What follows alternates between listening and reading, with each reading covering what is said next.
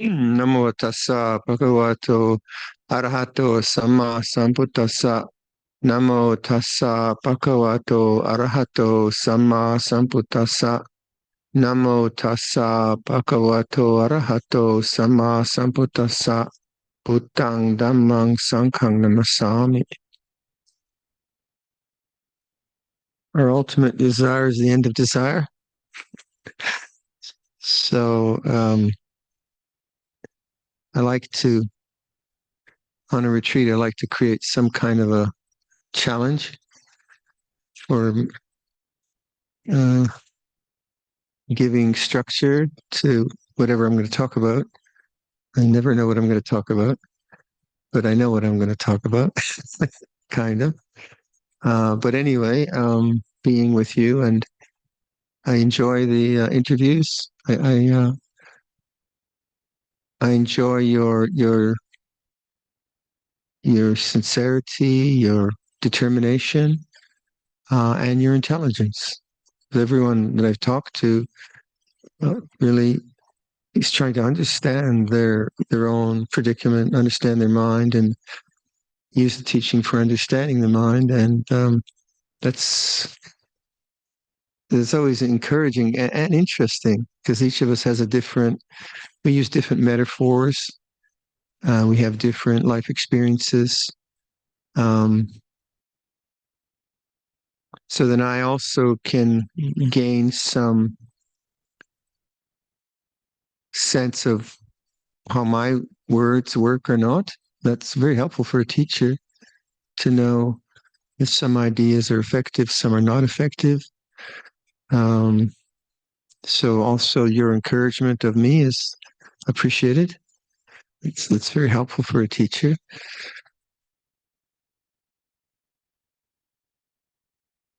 The Luangpor Viradhammo had a lovely line that you might remember. Oh, joy at last to know there's no happiness in this world. Remember that one? Remember that one? It's like an old. You don't know that one? Oh, joy at last to know there's no happiness in this world. Almost sounds like a contradiction, doesn't it? How can you how can you have joy and no happiness? How could that work? Um,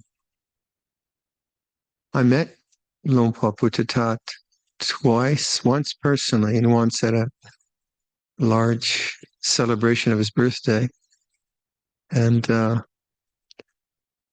he was a mountain of silence. It's something really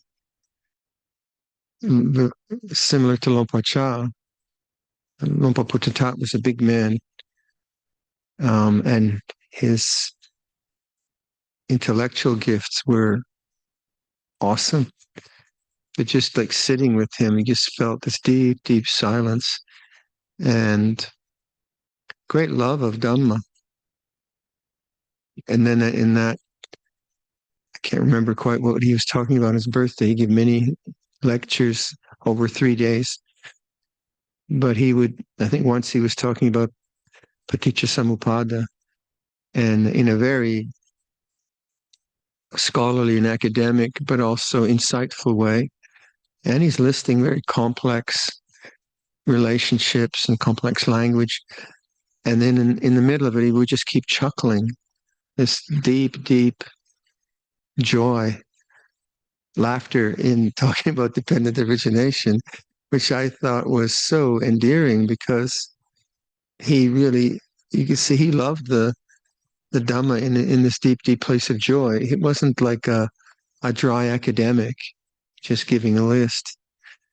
So when I saw that in Suan Mok, they have signs all over the place with interesting quotes, and I saw that there.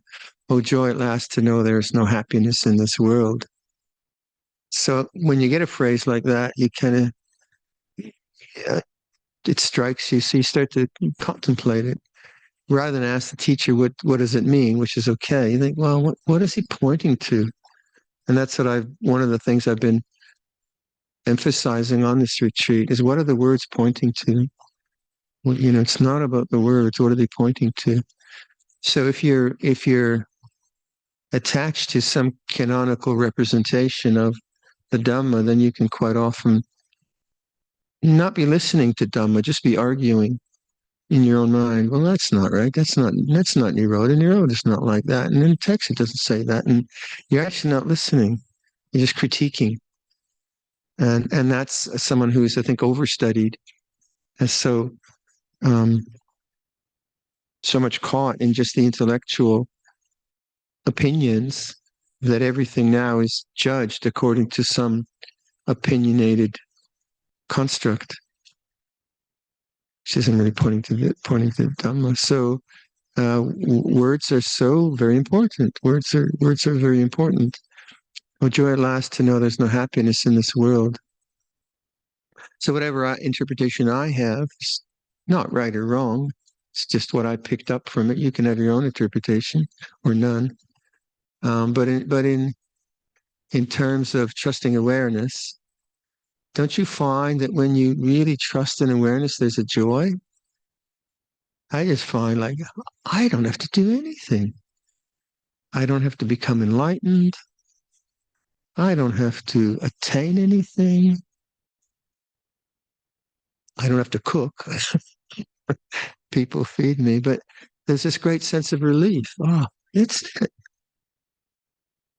all, and the oh joy at last that the objective world is not my real home or where I can find true happiness. Not that I don't, I'm not a depressive. I don't walk around thinking life is depressing, life is bad, life is bad. That sometimes is a nihilistic interpretation of the word dukkha. That all everything is dukkha. What a depressing thing to say. And yet there's happiness, there's joy, there's beauty, there's communion. So again, the word dukkha for me is a lakkhana. It's a characteristic. And the lakkhana of khandhas is that they are conditioned. So you can't depend on them. That's all it is. Don't look for the unconditioned and conditioned. So a joy at last to know there's no happiness in this world. When I just settled into, I was really contemplating quite a lot. Just how does trust feel? And you think about it when you trust a human being or you trust a situation, you feel totally at ease. You come home, you know your space, the stove is working, you just feel really relaxed. Sit in your favorite chair, smoke a cigar, no, or whatever you do, you just feel really relaxed. Yeah, it's nice. It's nice. So to me, that word trust is really the end of desire in that sense. I don't need to. I need to become anything. There was quite a complicated question that I didn't bring along, but it was sort of typical of someone who doesn't trust in awareness. It was clever, but my first look at the question, I said, "Kid Mark, my dong, it's not necessary." And that is the challenge of a overly productive intellect, and there's a kind of seduction there of, oh, this is really clever. This is a clever question. And then I wonder what it is. But that's all, you know, that's just consuming. You can consume pretzels or alcohol, or you can consume thoughts. And in a way, I think that's a kama tanha. As I talked about bhava tanha and vibhava tanha. Kama tanha we usually relate as sensuality and kind of, well, partying too much or something like that, I suppose. I can't remember. But if you think about it, what is in turn, if we take this idea of preoccupation and availability and the idea of like bandwidth, that you have your attention has a range of possibilities, and if you're preoccupied with the mundane, you can never realize super mundane. Or if you're preoccupied with the condition, you can never realize the condition. That's for a kind of good model for me. So the kind of that in the mind is always consuming something, chewing on something, not just food. It's actually not about food, but chewing on emotions, chewing on thoughts, chewing on regret. Let's say you have some interchange with someone, and it goes clunky, like you say something that wasn't quite right, and they and you walk away from it with self-doubt. I shouldn't have said that. Yeah, but they said that. Yeah, but I should have been more careful. I have to be more mindful. And that's consuming, it's eating. And that's like always yum, yum, yum, yum. But it's not very yum, yum, yum. But it is still, it's still consuming. Um, or always needing to analyze or regretting or resenting or fantasizing. All that thinking is a kind of consuming. And in English we say I consumed something. I'm a consumer. But in English we also say I'm consumed by. That's a very good phrase.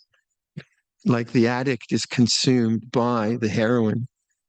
The addict consumes the heroin, and quite often our tendency to um, because we don't trust in awareness, we trust in thinking, and that is so habitual that we're always filling up our bandwidth with self thoughts and self ideas and important resentments and fantasies and judgments, and I shouldn't be this and I shouldn't be that. And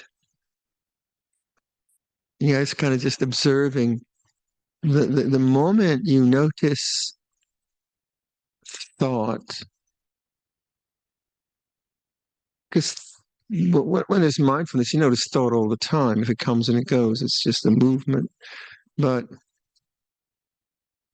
when there's heedlessness and then there's the awakening to thought, then if in the next moment there is trust and awareness, then it's a sense of liberation. I'm home again. Oh, great, get the cigar out. Or where's my favorite chair? Or resting in awareness. If you really trust in awareness, you'll notice that the moment that you notice thinking, thought has stopped. You're home.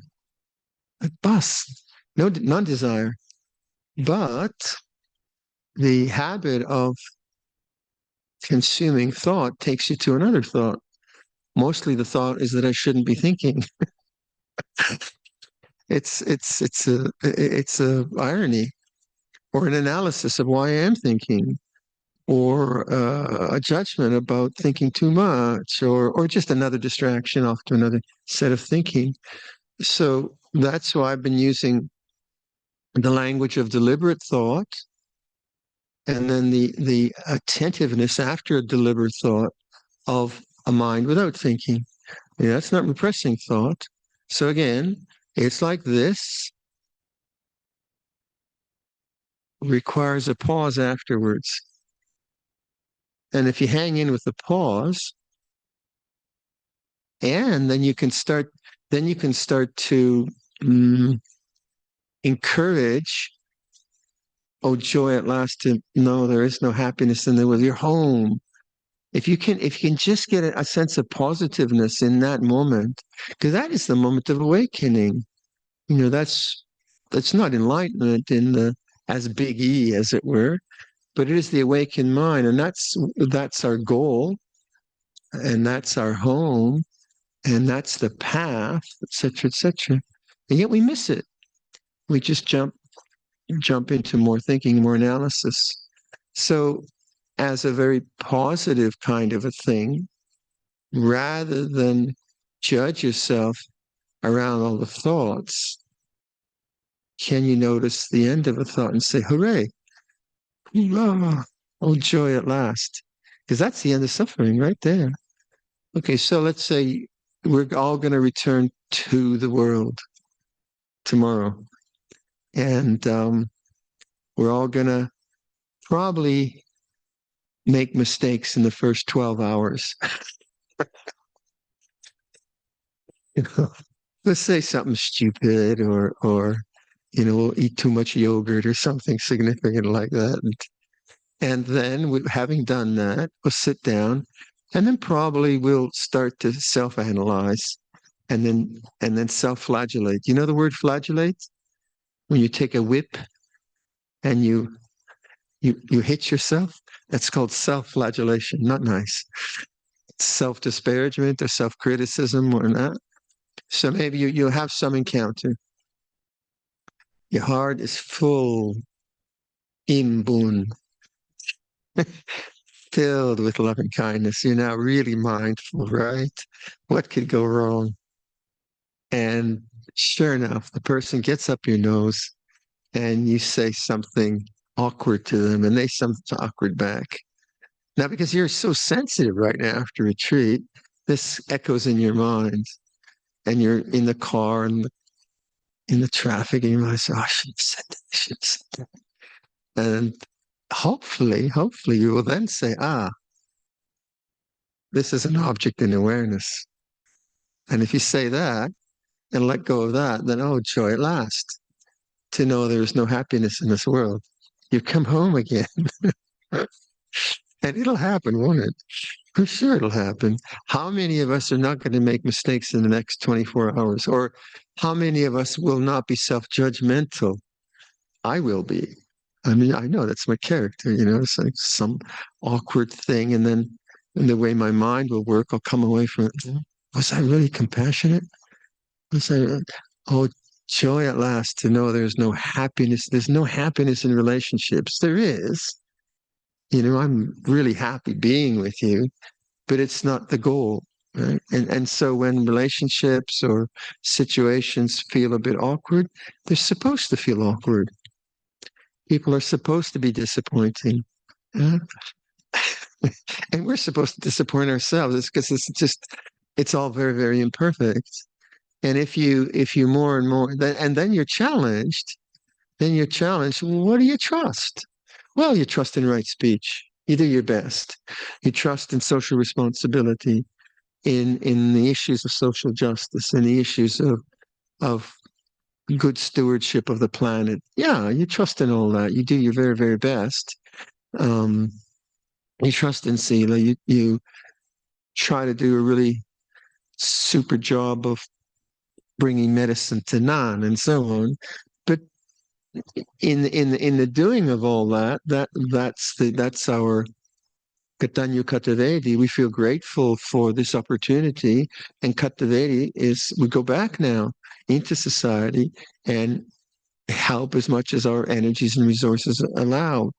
But we will get irritated, even though our intentions are good, and we will make mistakes. And well, why not? Why should it be different? Why should it be different? Because of our idealism.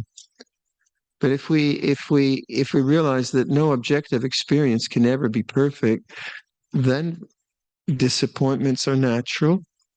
Our own mistakes are natural.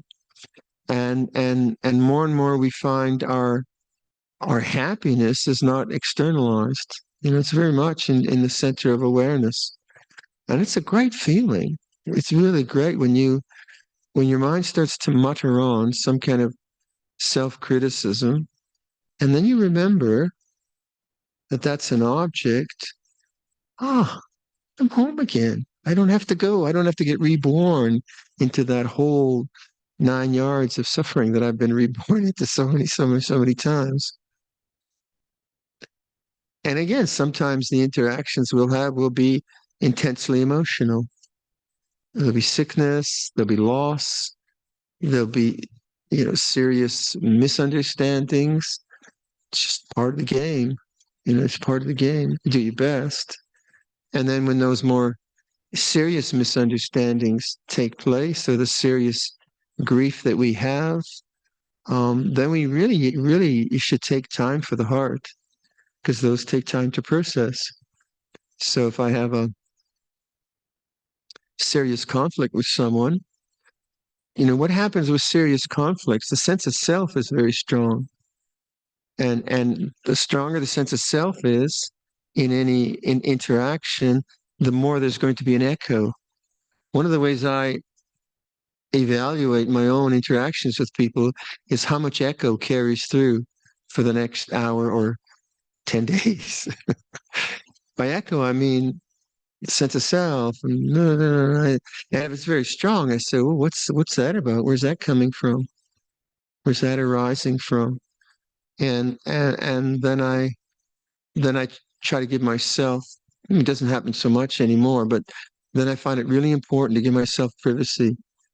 I really find, again, it doesn't happen so much, but in the past, say, if if something gets triggered unexpectedly, some mode of fear, anger, or greed, or whatever, and that creates a large volume of I thinking, mind, then I say something, I got to look at this.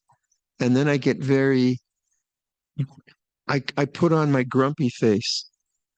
And I mean, I don't do it that often. Do I, Paul? Do I do it? No. I used to be really, really depressed. I used to walk around like a dark cloud. I could clear rooms, but I don't do that. Anyway, in the good old days. So then I realized I have to be alone. This is very, very private. And that would really confuse people because I try to be a nice guy. And then all of a sudden I'm closed down. Oh, what have I done? What's wrong with him? You're okay. I'm okay. Leave me alone. And sometimes for me, I don't know about you, it's really important to be alone because now I don't want to be a person. I don't want to have to, I don't want to have to put any energy out, I think. I want to be selfish, but not in a egotistical way, more in a, in a way to understand what this is or to process it. So being alone for me has always been, probably that's why I'm a monk. I mean, I'm oftentimes not alone, but situations of privacy are terribly important in my practice. Just kind of really being able to, because if something difficult comes up, I want to understand it. There's something that I haven't understood. I need to understand this. And it's not the same as just going on a long self retreat. This is more as the situation arises. I don't know about you. That's it. Some people find it better to talk. I've heard that. I'm not. If I'm working through something, you won't get much words out of me. You just get a very sour face, and you'll say, "Ooh, don't touch this guy." And I think I've learned to do that on purpose. But again, it doesn't happen much. So there is a sense of sometimes you can just rest in awareness. It's nothing. It's Mamiyalina. And then sometimes resting in awareness is more like welcoming some kind of difficult material and then trusting in awareness again to let it work its way out of consciousness. So when things get triggered and they've been repressed and for some reason, and they start to explode in the mind, it's good not to have to be a person. In other words, not to have to be a mother or a senior monk or a junior monk or a father or a boss or a worker, all those identities which we play through and we have to play through. You just be nothing and just observe the way things are. So for me, again, like you going to the world, as I always recommend, develop a really strong morning practice. I think most of you do. Because if you can get a really strong morning practice going, you tend to touch your both the issues you're facing, but more and more you touch your aspiration to the unconditioned. The world is very demanding, and it's very attractive in many ways. It takes your attention in all kinds of ways, either through responsibilities or interesting things. And oh, joy at last to know there's no happiness in this world is like coming back to the joy of silent awareness, trusting in the heart, all these different kind of ideas. So I'm always selling at the end of a retreat is the morning practice, because that's the time you usually can get up before the rest of the household, and you can maybe organize your life so you get to sleep a bit earlier, and and face up to the echoes of the day before, right? If you've had a hard day and some kind of difficulties, any silent meditation is going to allow that to come up. So don't worry about like having a good meditation. Don't quantify it that way. Just okay. It's more like purification. So you get in touch with the issues that are afflicting you, either vis-a-vis one person or just your own temperament, your anxieties or your self-doubts. You see them quite obviously. Oh, that's self-doubt. I'm not good enough, or oh, it's an object, or that person's terrible. Oh, that's an object. So that you develop through, and you work through the attachments you have, but also if you're inclining to this way of the unconditioned, you keep remembering that that's the goal. It's not the perfection of personality. It's, I think for me, the goal of Buddhism is not psychological. That's not the goal. The method, part of the method is psychological. I have to understand how fear works and how to let go of it. I have to understand how anger works and how self-despair. That's all important. But it's important because those are the hooks into the conditioned realm, not important in itself. So sometimes, like in the West at least, there's the kind of self-help, perfecting yourself as a human being. It's okay, but then I don't think any human being is going to ever be perfect on that kind of a level. It's not really what it's about. It's just not believing in the personality. Don't take your personality personally, right? So whatever it is, it's an object in awareness. So your freedom isn't the construction of perfection. It's just to know that life is imperfect. Now, obviously, we are trying to perfect ourselves. I'm always trying to do right speech better because to me, it's part of the craft. This feels nice to try to speak nicely to people. It's just like making a good piece of furniture. It's nice. It's not it's not the end of it's not the unconditioned, but it's nice. So speaking well to people and getting that result is a nice way to live my life. It's a part of the craft. Um, and developing skills, manual skills, communication skills, managerial skills, whatever, to do it because it feels good to do things well, doesn't it? Rather than to do them sloppily. Luangpor Cha was very much that way. Just do things well. Luangpor Liam, make a broom really well. Make a bowl stand really nicely. Walk really nicely. I think Luangpor Cha used to say Frungs had noisy feet. Flip flop, flip flop, flip flop, flip flop. Or sometimes he said we had stupid feet because we'd always be stubbing our toes. So we were trained in actually, although the environment at Wapapong was very physically rough, the life was actually very refined. Not refined in terms of um, food. It was pretty rough food, but refined in terms of how we move. Thai people are great. I felt like I felt like a rhinoceros when I came into it. I just would walk, clunk, clunk, clunk, clunk, and the Thai people were so graceful and so on. And I appreciated that because there was a kind of art to it, I thought. I'm sure it can be done out of fear and cultural norms can be fearful, but I found just the beauty of the the way the monks related to Luangpor Cha and the way they would take care of their bowls and the way they would defer to him as all of Thailand does. These were things that I hadn't learned in my own culture. Not that we were my family was quite refined. We weren't yelling at you like that, but just that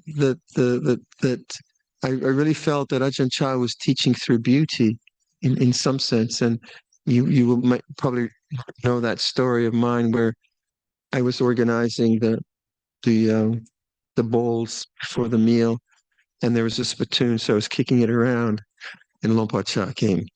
Not good. And I thought, oh, I'm in for it now. This is getting bad. And he just said to me, my sui. And that was, yeah, it's not beautiful. It's not a beautiful thing to do. And although sometimes Luangpor Cha gets portrayed as really fierce and so on, there was a real like to see him walk. It was just so graceful. He was like the king of the world, but in a really graceful world. He's a short man, like 5'2" or something. As soon as we saw him, we dropped to the floor, right? We didn't want to tower over him because we're all quite tall. And so the now that's not the unconditioned, it is the conditioned. But imagine when you have enough mindfulness like that, and again, like the San, when I was there, it was a pretty rough culture in terms of the way they were just surviving on nutrition, still eating. I once got on Pindapot, I got a 1,000 egg omelet. You know what a 1,000 egg omelet was? Termite larvae. Termites. What do you call it in Thai? Luak. Or no, it's red ants. Yeah, red ant larvae. So I get this. I'm out in some cave, and well, I can't even remember the province I was in. Somewhere in Isan, but on my own, living in the cave, and I had to walk 2 or 3 kilometers to a village, and for some reason, the villagers thought, here's a Farang, he only eats ganom, he only eats cakes. So I got like 12 cakes, no rice, no fruit, just these 12 dry cakes. Well, go back to my cave. Okay, drink lots of water. And so then do this a few times. And then one day I get an omelet. And that's the story. Wow, what an omelet. I was like so happy, so excited. Back to the cave. There's red ants in my omelet.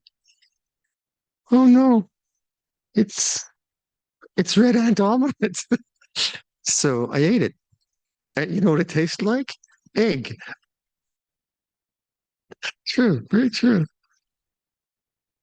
Where was I? I was talking about beauty, but I was also talking about the kind of roughness of Thai culture in Isan.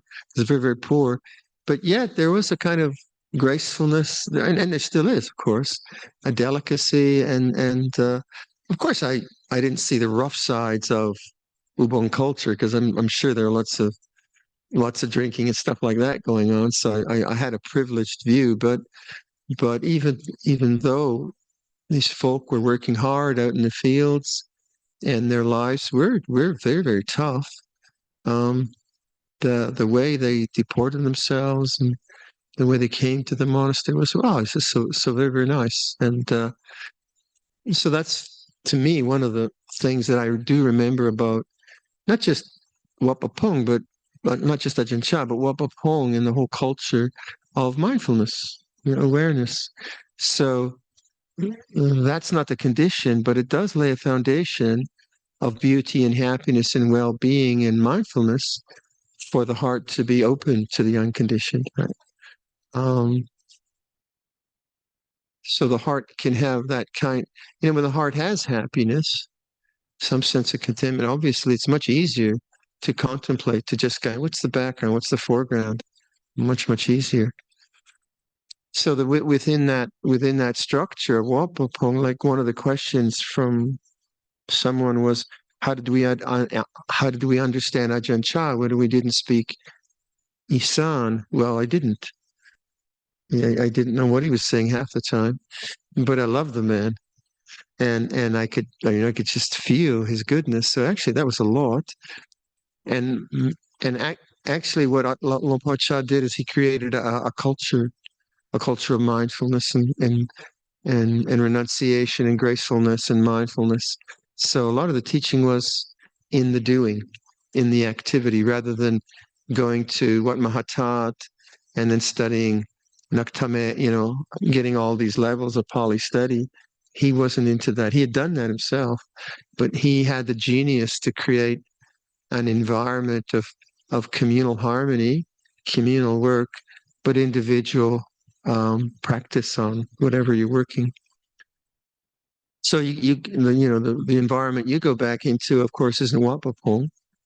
It has elements of people who don't keep the five precepts, who aren't sympathetic, who are heedless, who use coarse language, and that. So you have to be streetwise, to kind of to say to someone, "Oh, I love you. Give me 1,000 baht." "Oh, yes, please. Go ahead." Would not be smart.